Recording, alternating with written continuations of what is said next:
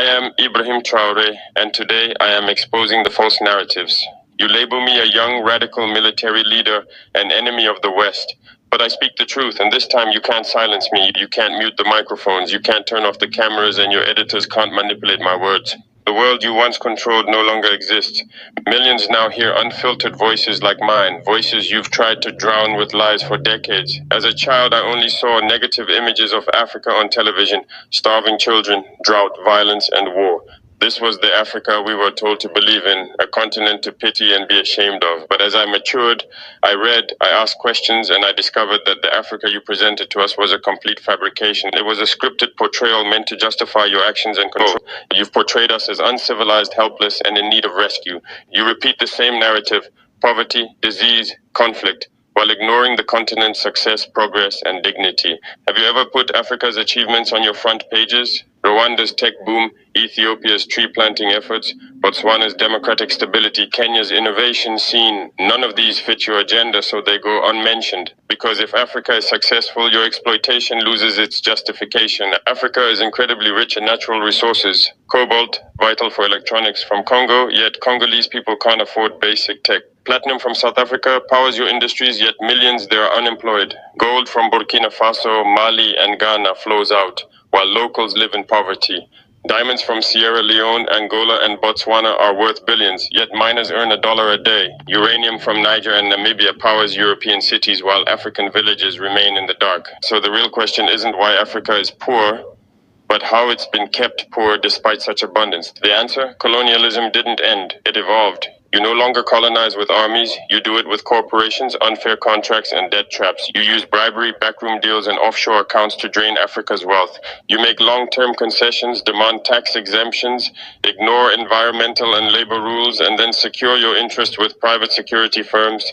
You control ports and transport lines, from mine to export, but never build for the people. The system works in silence. You show images of suffering, but hide the billion-dollar flows of diamonds, oil, and minerals leaving the continent. You create corruption, own the infrastructure, suppress dissent, and manipulate the media. All of this while pretending to be benevolent. Let's talk specifics. Glencore, a Swiss mining firm, made $256 billion in 2022 from Congolese cobalt, but paid only $500 million in taxes, just 0.2%. Rio Tinto extracts millions of tons of bauxite from Guinea, leaving behind toxic pollution. Total Energies pumps oil from Angola and Nigeria, reaping billions while offering little to the local people. Anglo-American, once South African, now UK-based, takes vast resources, leaving 6 million miners jobless. And beyond these visible injustices, secret deals and financial manipulation siphon off $88 billion illegally from Africa every year.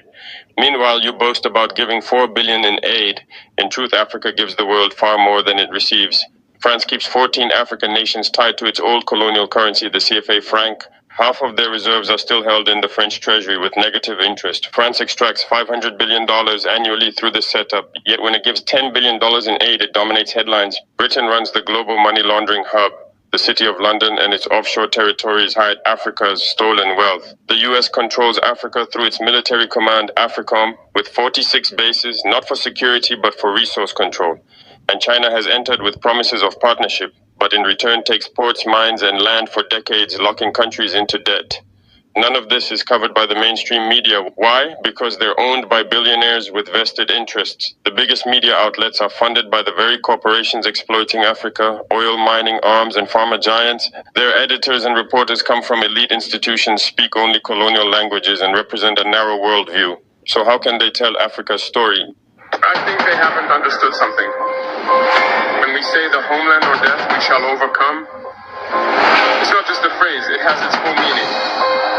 We are not afraid and we will never be afraid. We will continue our struggle. They have undoubtedly and surely scared numerous African heads of state. We ask them questions about why you don't do as we do, why you don't support us. Some tell us they are entangled, some tell us they cannot. Let us not be afraid tomorrow to go out and tell the people, we apologize, we have been compromised, we have ill-gotten gains, we have been constrained by many things, and we ask for forgiveness and return to the right path. America cannot tell the truth about herself if the history history of this country were written, you would have to say that this country is a nation of thieves. It began by stealing this country from the red man.